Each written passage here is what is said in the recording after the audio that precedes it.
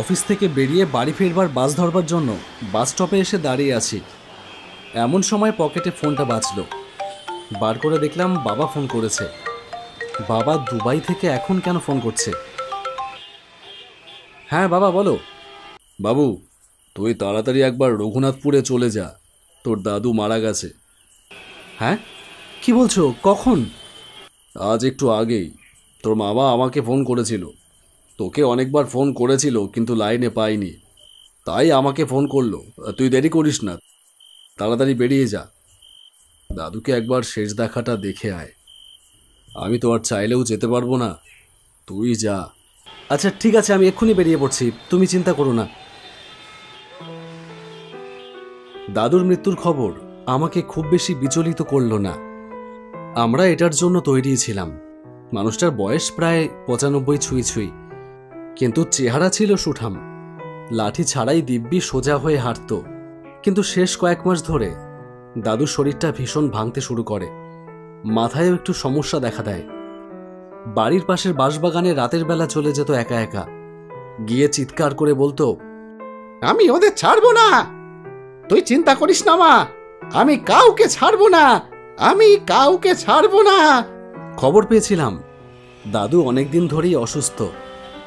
বিছানা থেকে উঠতে পারে না, খাওয়া দাওয়া সবই প্রায় বন্ধ। কিন্তু বিছানায় শুয়ে শুয়েও ঘুমের ভেতর সেই একই বলি, আমি কাউকে ছাড়বো না, তুই চিন্তা করিস না মা, আমি আমি কাউকে ছাড়বো না। তারপরই হঠাৎ আজ দাদুর মৃত্যুর খবর এলো। অনেক ডাক্তার দেখানো হয়েছিল। আমার ধারণা দাদুকে একটু ভালোভাবে ডাক্তার দেখালে দাদু হয়তো আরো কয়েকটা বছর বেশি বাঁচতে পারত। কিন্তু মামারা আর সেই চেষ্টা করেনি। বাবা বুড়ো হয়ে গেলে তার মূল্য হয়তো এইভাবেই কমে যায়। বাসটা আসতেই উঠে পড়লাম, তবে বাড়িতে নয়, যাব স্টেশনে। সেখান থেকে ট্রেন ধরে রঘুনাথপুর।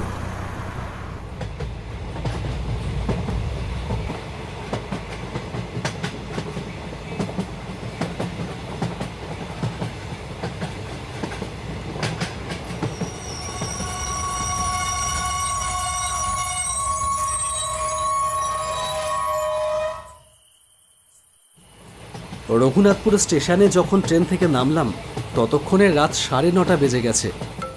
পকেটে ফোনটা আবার বেজে উঠল। বার করে দেখলাম বাবার ফোন। হ্যাঁ বলো। কিরে, কত দূর? এই তো রঘুনাথপুর স্টেশনে পৌঁছালাম সবে। আচ্ছা ঠিক আছে, তাড়াতাড়ি যা, তোর মামারা তোর জন্যই অপেক্ষা করছে। তুই পৌঁছালে তারপরেই ওরা বডি শ্মশানে নেবে। হ্যাঁ হ্যাঁ, এই তো স্টেশন থেকে বেরোবো। এদিকে স্টেশনও তো একেবারেই ফাঁকা। হ্যাঁ, ওইদিকে তো আবার 9টার মধ্যেই মধ্যরাত। ঠিক আছে, তুই দেখ তাড়াতাড়ি যদি কোনো টোটো অটো কিছু পাস। আচ্ছা রাখো, দেখছি।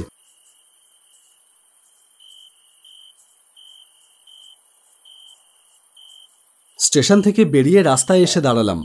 শুনশান ফাঁকা রাস্তা। কতক্ষণে যে টোটো অটো কিছু পাবো কে জানে। এদিকে রাতও বেড়েই চলেছে। আমি না গিয়ে পৌঁছানো পর্যন্ত ওদিকে তো আবার দাদুকে শ্মশানে নেবে না। শ্মশানও মামার বাড়ি থেকে অনেকটাই দূরে। না, এভাবে ঠায় দাঁড়িয়ে থাকা যাবে না। এখান থেকে মামার বাড়ি বেশি দূর না, যদিও হেঁটে গেলে মিনিট 15-20 সময় লাগবে। হাঁটাই শুরু করি বরং, না হলে কখন টোটো পাবো তার কোনো নিশ্চয়তা নেই।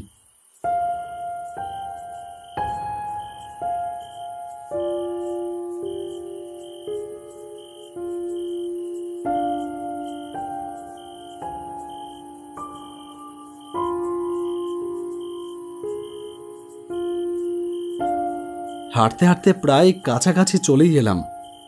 বাঁশবাগানটার সামনে এসে দাঁড়ালাম।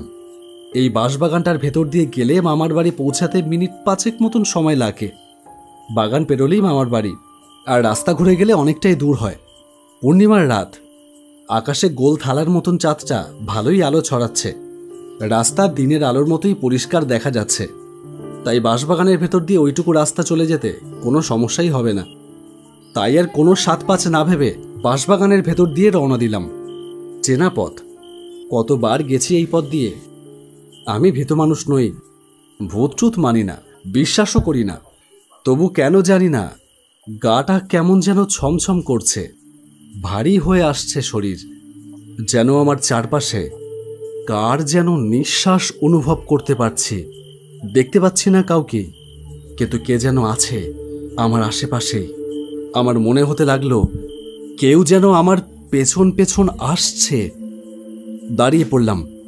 মনে হলো আমার পেছনে পেছনে আসা সেও যেন দাঁড়িয়ে পড়ল।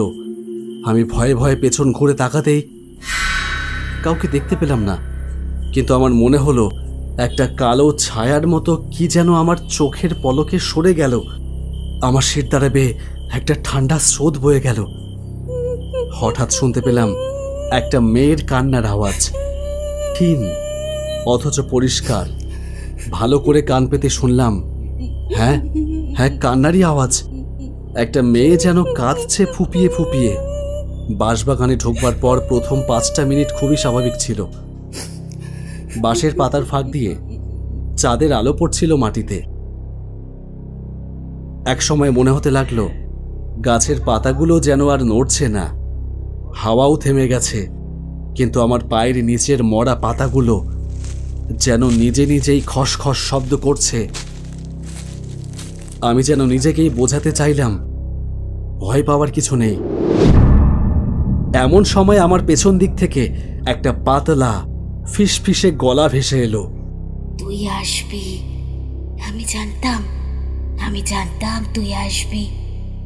পেছন ফিরে দেখলাম কেউ নেই, কিন্তু হাওয়ায় একটা গন্ধ ভেসে এলো, যেন আগরবাতির ধোঁয়ার সাথে পচা রক্তের গন্ধের মিশেল।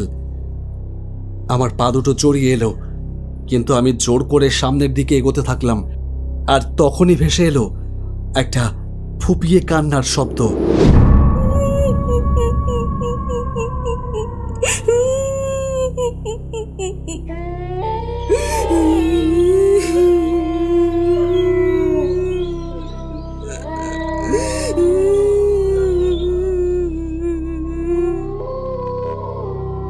আমি মুহূর্তেই দাঁড়িয়ে পড়লাম, একেবারে আমার কাছ থেকে। হ্যাঁ, একটা মেয়ে, তাতে কোনো সন্দেহ নেই। আমি কাঁপা কাঁপা গলায় বললাম, কে কে আছে এখানে? কোনো উত্তর এলো না, বরং কান্নার আওয়াজটা আরো পরিষ্কার হয়ে উঠল।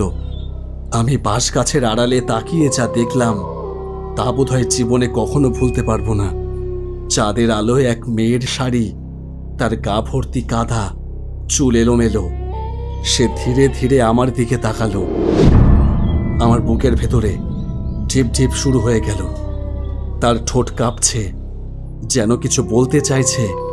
সেই মুহূর্তেই হঠাৎ করে তার মুখ বিকৃত হয়ে গেল, চোখগুলো লাল হয়ে উঠল। সে চিৎকার করে বলে উঠল, ওদের কোনো শাস্তি হলো না, তুই তো ওদেরই একজন, তাই তোকে মরতে হবে। তুই যখন এসেছিস আমার হাতের ডাগালে, তাহলে তুই মর। আমি পেছোতে লাগলাম, আর সেই মেয়েটা হঠাৎ করে মাটির ওপর ভাসতে ভাসতে আমার দিকে আসতে লাগলো। আমি দৌড়তে চাইলাম, কিন্তু আমার পা দুটো যেন বাঁশের শিকড়ের মতো মাটিতে গেঁথে গেছে। সে এক ঝটকায় আমার সামনে এসে দাঁড়ালো, তার কণ্ঠ ঝাঁঝালো, ঠান্ডা। আমি আর্তনাদ করে বললাম, আমাকে ছেড়ে দাও, আমি কিছু করিনি, আমাকে ছেড়ে দাও। তুই কি করবি? তুইও দেখবি আর মুখ বন্ধ রাখবি। আমি কাঁপতে কাঁপতে বললাম, আমি কিছু জানি না, আমি আমি আমি সে আমার গলা চেপে ধরতে গেল। তখনই হঠাৎ ঝড়ের শব্দের মতো এক গর্জন শুনলাম, ছাড় ওকে, ও আমার নাতি। আশ্চর্যজনকভাবে মেয়েটা হঠাৎ থেমে গেল, ভয়াল মুখটা শান্ত হয়ে এলো। তারপর ধীরে ধীরে হাওয়ায় মিলিয়ে গেল মেয়েটা। হ্যাঁ, আমি স্পষ্টই দেখলাম সাদা ধুতি, কাঁধে একটা পুরনো গামছা, আর চোখের কোণে জল। তুই ভয় পাস না রে দাদু, তোর কিছু হবে না। আমি থতমত খেয়ে গেলাম। দাদু, দাদু, তুমি তো মারা গেছো? হ্যাঁ, মারা গেছি বটে, কিন্তু মরেও শান্তি পাইনি। ওই মেয়েটাকে যারা মেরেছিল আমি সব দেখেছিলাম রে। কিন্তু আমার ছেলেরা পঞ্চায়েতে কাজ করে, যদি আমি মুখ খুলতাম তাহলে ওদের চাকরি চলে যেত। আমি দূরে দাঁড়িয়ে কেবল চুপ করে সব দেখেছিলাম রে, আর সেই পাপের ভার নিয়ে আজও ঘুরে বেড়াচ্ছি। আমি স্তব্ধ হয়ে গেলাম। দাদু বলতে লাগলো, ওরা 5 জন ছিল, পঞ্চায়েত প্রধান আর তার 4 জন দোসর। রাতের অন্ধকারে ওরা মেয়েটাকে নিয়ে এনেছিল এই বাঁশবাগানে। আমি দূর থেকে দাঁড়িয়ে দেখেছিলাম, মেয়েটা কাঁদছিল, আমিও কাঁদছিলাম, কিন্তু প্রতিবাদ করতে পারিনি। এই অপরাধ বোধে আমি মরে গিয়েও মরে যেতে পারছি না। আমি ফিসফিস করে বললাম, এখন কি হবে দাদু? দাদু আমার দিকে তাকিয়ে বললেন, তুই পারবি ওদের সাজা দিতে? ওদের মুখোশ খুলে ওদের সত্যিটা সামনে আনতে পারবি? সমাজ থেকে ওই জঞ্জালগুলোকে সাফ করতে পারবি তুই? আমি কাঁপা কাঁপা গলায় বললাম, পারবো, আমি পারবো দাদু। আমি প্রতিশোধ নয়, ন্যায় দিতে চাই। দাদু চোখ বুজে বললেন, তাহলেই আমি শান্তি পাবো রে। দাদু ধীরে ধীরে মিলিয়ে গেল চাঁদের আলোয়। আমি একা দাঁড়িয়ে থাকলাম সেই নির্জন বাঁশবাগানে।